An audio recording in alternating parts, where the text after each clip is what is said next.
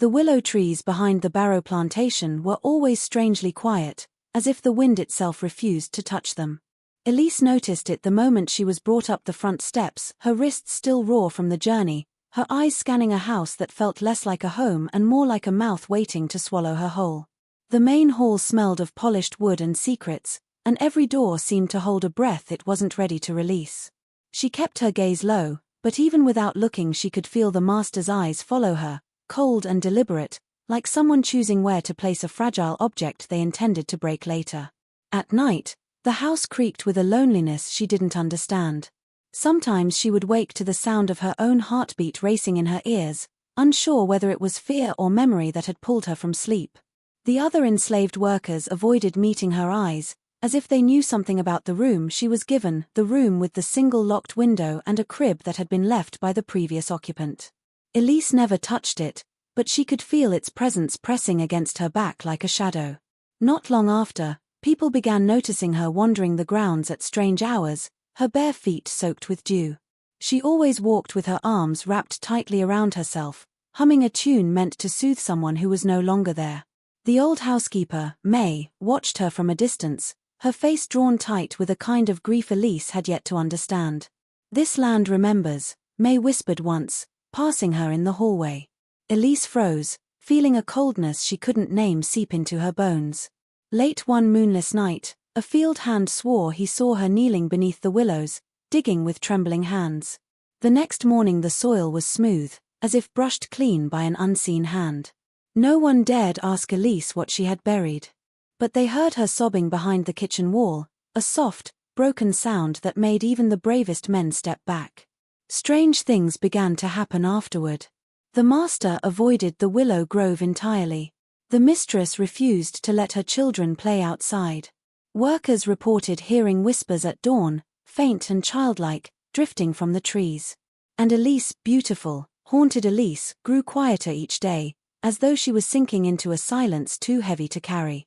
Key point number 1 **** arrival at the plantation **** expanded into *** 450 words *** with *** no subheadings *** and no ending sentence ***. Elise's arrival at the Barrow plantation was not loud or dramatic, yet it carried a weight that settled over the land like a storm that refused to break. She stepped down from the wagon with the kind of cautious silence that comes from knowing there is no part of your life left that belongs to you.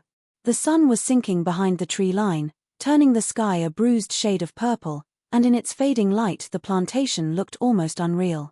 The sprawling fields stretched endlessly, the workers moving through them with mechanical precision, and in the distance the main house rose like a pale ghost watching everything beneath it. Elise felt its gaze long before she crossed the porch. The air was thick with humidity and the faint smell of molasses, but underneath that sweetness was something bitter and old, something she couldn't yet name. She kept her eyes lowered, but even without looking directly, she felt the judgment of those who already lived and labored there. Some looked curious, some pitying, and some simply afraid, as though her arrival meant a shift in the air they had long learned to endure. The carriage driver gave her a slight push toward the steps, and the wooden boards groaned under her weight as she walked toward the door. Inside, the house felt colder than she expected. It wasn't the chill of weather but the chill of secrets, of unspoken rules, of silent suffering that seeped into the walls until even the air felt heavy. Portraits of stern-faced ancestors lined the hallway, their painted eyes following her with a scrutiny that made her want to shrink into herself. Every footstep she took echoed, reminding her she was alone here, surrounded by people yet separated from them by an invisible barrier she could feel but not describe. She was brought to the kitchen first, where the other enslaved workers paused in their tasks just long enough to glance her way before returning to their duties. Their silence said more than any words could have. A single nod from an older woman was the only greeting she received, but even that simple gesture carried a warning wrapped inside sympathy. Elise followed orders without hesitation, moving through the house like someone trying not to disturb the fragile layer of quiet that coated everything. And then, as she passed the staircase, she felt it, the master's gaze from above. She didn't need to look up to recognize the feeling of being chosen, not as a person but as something useful, something taken, something expected to obey. It was in that moment Elise understood that her arrival was not the beginning of a new life but the deepening of a shadow she had never wanted to step into. Elise felt the shift long before anyone spoke it aloud. The master's attention was not something that arrived suddenly, it crept in quietly, like a draft slipping beneath a closed door. At first, it was the way he paused when she passed through a room, his eyes lingering a second too long, studying her with a cold curiosity that made her skin tighten. He never smiled, never offered a word, yet his presence wrapped around her like a tightening rope. The other enslaved workers noticed it too. They avoided standing near her whenever he entered, stepping aside as if her shadow carried a warning they wanted no part of. Elise tried to make herself small, never raising her voice, never raising her eyes, but the smaller she became, the more sharply his gaze seemed to focus. In the evenings, when the house grew quiet and the workers retreated to their quarters, Elise would sometimes hear footsteps just outside the door of her assigned room. Slow, measured, deliberate. They never lingered long, but the sound was enough to trap her breath in her throat.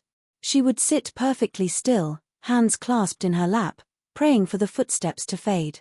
They always did, but never soon enough to ease the dread coiling inside her. The house itself seemed to understand what was happening. The hallways creaked differently when he walked through them. The lamps flickered lower. Even the wind outside seemed to hush. The mistress, sharp-eyed and sharp-tongued, watched Elise with a different kind of scrutiny. Her glances were quick, cutting, filled with suspicion Elise could neither explain nor escape. Once, Elise brushed past her in the hallway and the woman's lips tightened into something between a sneer and a warning. Elise didn't need words to understand the message behind it. The master's gaze had been noticed, and she would be blamed for a burden she had never invited. May, the older housekeeper, sensed the fear building inside Elise. She found her one morning at the washtub, trembling though the water was warm. May didn't ask questions. She simply placed a steadying hand on Elise's shoulder, her eyes full of sorrow. "Stay near the others when you can," she whispered softly. "Silence won't protect you in this house." Elise wanted to believe there was safety somewhere on the plantation, but safety felt like a myth told to keep hope alive in people who had learned to survive without it. Days turned into weeks, and the master's watchfulness intensified. He appeared in doorways without sound, stood behind her while she worked, observed her with an interest that made the room feel smaller. Elise felt the walls closing in, the world narrowing to the sound of his footsteps, the weight of his stare, and the certainty that something in her life was shifting toward a darkness she had no power to stop. The night Elise was first seen beneath the willow trees did not begin with thunder or lantern light or any dramatic sign that history was quietly changing its course. It began with a silence so deep it felt unnatural, a stillness that clung to the air as though the world itself was holding its breath. The moon was a thin sliver barely illuminating the yard, and most of the plantation had already sunk into uneasy sleep. But Elise slipped out of the house with the soft precision of someone who had practiced disappearing long before she came to Barrow Plantation. Her steps were slow and careful, her shoulders hunched as if trying to shield herself from the weight of something she carried that no one else could see. The field hand who spotted her that night had woken early, restless from a dream he couldn't remember. He rubbed the sleep from his eyes and noticed the faint outline of her moving toward the willow grove, her figure small against the dark sweep of the trees. At first he thought she might be fetching water or searching for something she dropped earlier, but the way she walked, stooped, trembling, clutching something close to her chest, made him pause. He stayed hidden in the shadows, unsure whether watching was wrong or necessary. Something in the air told him it was the latter. Elise knelt at the base of the largest willow, its drooping branches forming a curtain that hid most of her from view. The earth there was soft, darker than the surrounding soil, a place the workers often avoided for reasons they never explained out loud. She placed something gently beside her and began to dig with her bare hands. Each movement was slow, strained, as though she were fighting against the ground itself. The field hand couldn't see what she was burying, but he could see the dirt accumulating under her fingernails, saw the way her body shook with silent sobs she tried desperately to swallow. When the hole was deep enough, she lowered the small bundle into it, pausing for a long moment with her hand hovering above the earth. Her breath came unevenly, and though the man watching could not hear the words she whispered, he saw the grief etched into her posture, a grief so profound it made him step back, afraid he was witnessing something sacred or forbidden. Elise covered the hole with painstaking care, smoothing the soil until no trace of disturbance remained. She pressed her palm flat against the ground, as if sealing a promise no one else would ever know. By the time she walked back toward the house, her face streaked with tears and dirt, the worker who had watched her realized he could never speak of what he'd seen, not only out of fear but out of respect for the quiet sorrow that clung to her like a shadow. May had always been the quiet backbone of the house, a woman who carried decades of unspoken knowledge in the lines etched across her face. She moved through the plantation like someone who had long learned the difference between necessary silence and dangerous silence, and she could read the emotions of others the way some people read weather patterns. From the moment Elise arrived, May sensed the storm gathering around her. It wasn't anything Elise said, she hardly spoke, but May could feel the trembling in the girl's hands when they brushed together at the washbasin, could see the sleeplessness hiding behind her downcast eyes. May recognized that fear. She had once worn it like a second skin. The night after the field hand quietly witnessed Elise beneath the willow grove, May noticed a change in her. Elise's movements were even slower, her gaze more distant, as if part of her spirit had been left beneath those drooping branches. She flinched at sudden sounds and avoided the back windows that overlooked the grove. May watched her from the doorway, her heart tightening with a sorrow she didn't dare speak aloud.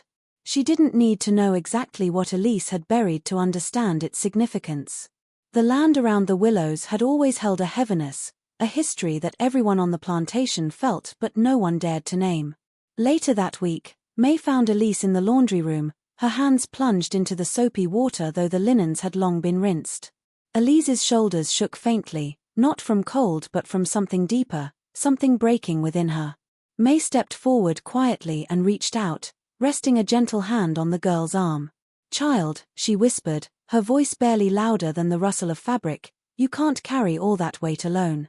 Elise didn't respond at first, her lips pressed tightly together, her eyes fixed on the water swirling around her wrists. But May could feel the turmoil radiating off her like heat from a hearth that had burned too long. May leaned closer, lowering her voice until it felt like a secret shared between the living and the land itself. "This place remembers everything," she murmured.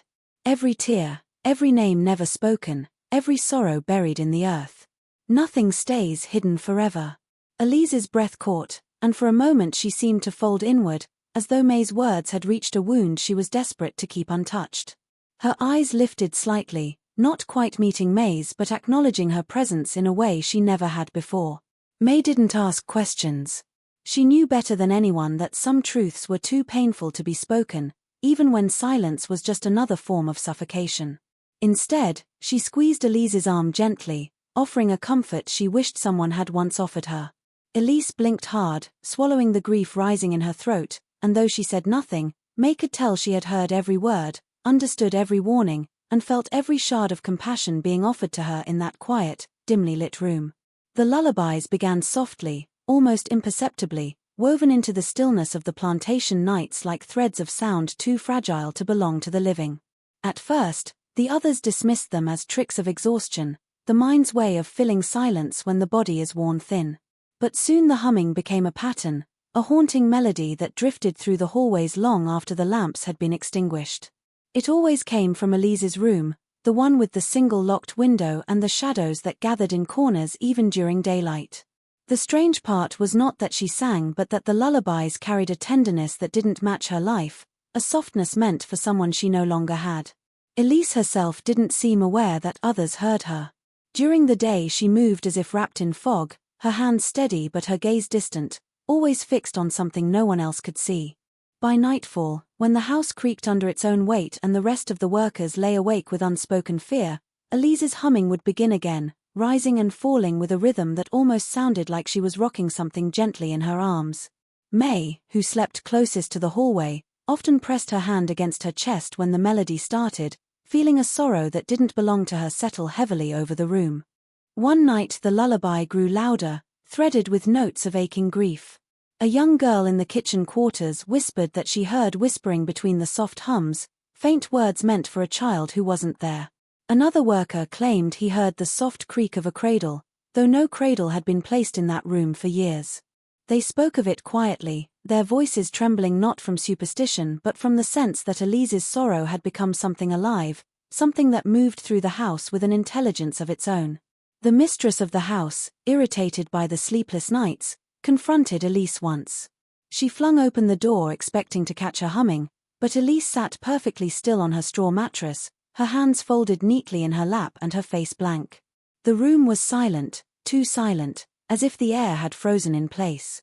The mistress backed away, unsettled by something she couldn't explain, and told the others never to mention it again. But the lullabies resumed that very night, soft and trembling, rising through the floorboards and slipping under doors like a plea meant only for the dead. Every worker on the plantation began to recognize the melody, not because it was repeated but because it clung to them long after the sun rose, echoing in their minds like a memory they never lived yet somehow carried with them wherever they went. The journal wasn't supposed to be found. It had been hidden behind a loose plank in one of the old storage sheds, its edges charred as though someone had tried to burn it but lost their nerve at the last moment. The young field hand who discovered it wasn't searching for secrets, he was simply trying to escape the sun for a few minutes, leaning against the wall to catch his breath when the plank shifted under his weight. The small, half-burned book slid out and landed at his feet with a soft thud, releasing a faint smell of smoke and something older, something like grief sealed away too long. He hesitated before touching it, sensing in his bones that whatever lay inside was not meant for careless eyes. When he finally opened the journal, the handwriting inside was shaky but deliberate, written by someone whose hands trembled even as they forced each letter onto the page. Most of the early entries were damaged, the edges blackened and curling, but a few sentences remained readable. They spoke of nights filled with dread, of footsteps approaching in the dark, of whispered prayers for mercy that never came. None of the entries mentioned names. It was as though the writer feared even the act of writing them would give power to what haunted them. The field hand felt the weight of those unfinished words, the ache in every line, and he turned the pages with growing unease. Deeper into the journal, the writing grew more frantic. The sentences broke apart, the ink smudged by tears or rain or trembling fingers. One entry read only, another one lost, followed by a scribble that might have been a name before it was violently scratched out. Another page bore the chilling phrase, "Children who were never allowed to live," written 3 times as though the writer could not believe their own truth. The field hand felt a coldness settle over him, a realization that the house he labored for held more than cruelty, it held ghosts of choices made in shadows. The final intact page was the most unsettling. It contained a single line, written with an urgency that made the letters jagged and uneven. "The earth keeps their secrets, but someday the ground will speak." Beneath it, the rest of the page was burned through, leaving a gaping hole like a wound the paper could not bear. The field hand closed the journal with trembling hands, understanding now why the land around the willow grove felt so heavy, why Elise walked with sorrow etched into her bones, why May's eyes held knowledge she never voiced. He tucked the journal back where he found it, but he could not unsee the words. They echoed in his mind throughout the day, a quiet warning that the past was not gone but merely waiting, buried beneath the soil like the secrets Elise carried silently in her heart. The arrival of the traveling preacher brought an unfamiliar tension to the Barrow plantation, though no one could immediately place why. He rode in on a pale grey horse just as the morning mist was lifting, the brim of his hat shadowing eyes that seemed to look too far and too deeply, as if the land itself whispered its secrets to him. The master greeted him politely at the porch, but even from a distance Elise sensed the air shift, a subtle tightening of the plantation's pulse as though every tree, every brick, and every shadow knew this visitor might see too much. The workers paused in their tasks, glancing nervously toward the stranger, feeling the weight of something unspoken pressing against the edges of the day. The preacher dismounted with slow deliberation, his boots crunching softly against the gravel. He walked the grounds with a gaze that seemed less curious than searching, less judgmental than insistent. Wherever he stepped, the birds seemed to fall silent, the wind stilled, and even the master's expression tightened as if uncomfortable with the scrutiny. He lingered near the willow grove, tilting his head, scanning the uneven soil and the gnarled roots, and Elise, hidden behind the kitchen wall, felt her chest tighten. He was not meant to notice, he was not meant to sense the weight of grief buried beneath the earth, yet somehow he did. As the preacher moved through the house later that afternoon, His presence unsettled the mistress in ways she could not name. He paused in the hallways, eyes lingering on corners that always seemed darker than the rest, on floorboards that creaked more than usual. He would not speak of what he saw, yet his stillness carried meaning. Elise could feel it even without seeing him. There was a sense of awareness in his quiet, a recognition of the sorrow that clung to her like a second skin. She had grown accustomed to being invisible, to moving through the house as if weighed down by shadows, but in his presence she felt seen in a way that was terrifying and almost comforting all at once. By evening, rumors had begun to circulate among the workers. The preacher had asked questions, few and carefully phrased, but his questions struck at the core of what they had long learned to avoid, the invisible chains of memory and loss that bound the house and the grounds. He spoke of sin and redemption in measured tones, but beneath it was an unmistakable intuition, a sense that the plantation held more than the master's wealth and power.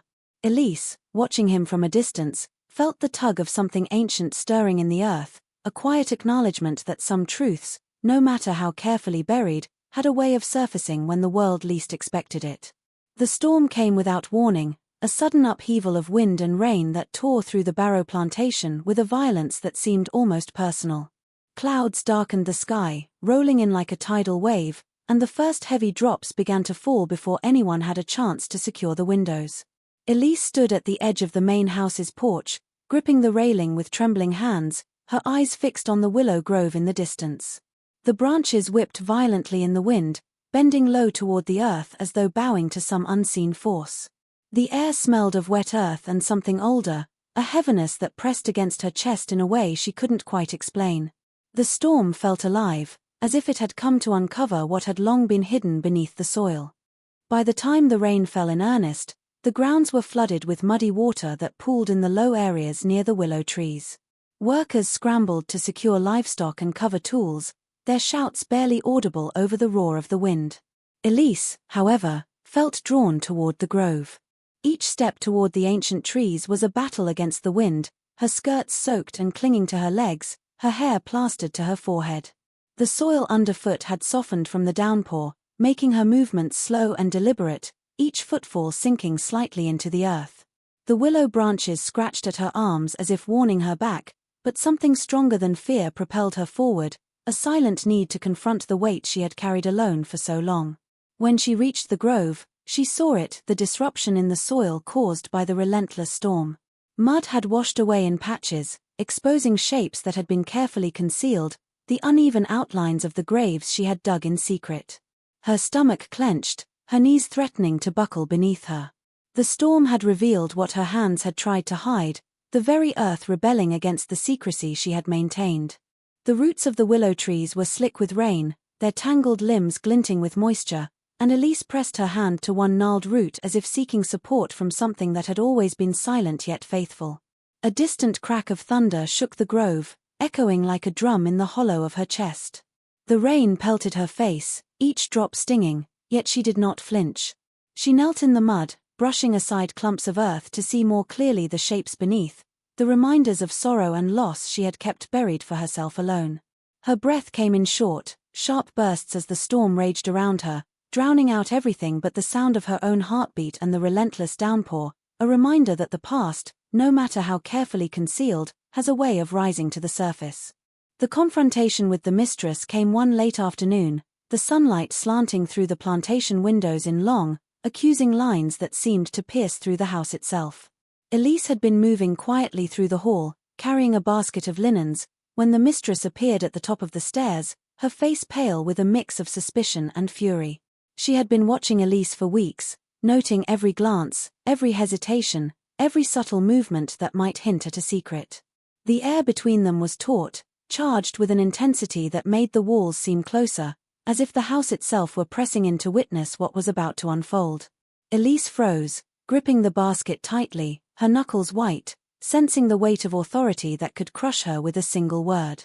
The mistress descended slowly, each step deliberate, her gaze fixed on Elise with an intensity that seemed to strip away any pretense of safety. "Do you think I do not know what you are hiding?" she demanded, her voice sharp, slicing through the quiet of the hallway. Elise's lips parted, but no sound came.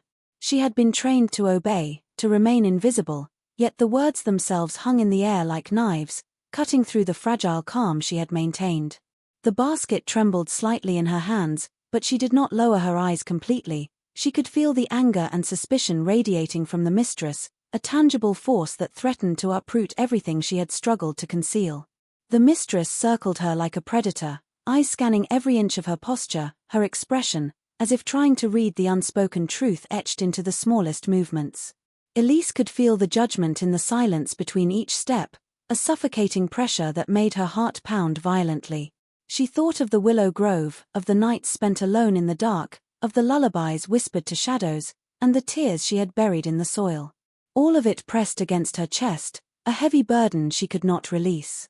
"You have been trying to erase what belongs to this house," the mistress continued, her voice rising slightly, carrying a sense of moral outrage that was both frightening and suffocating.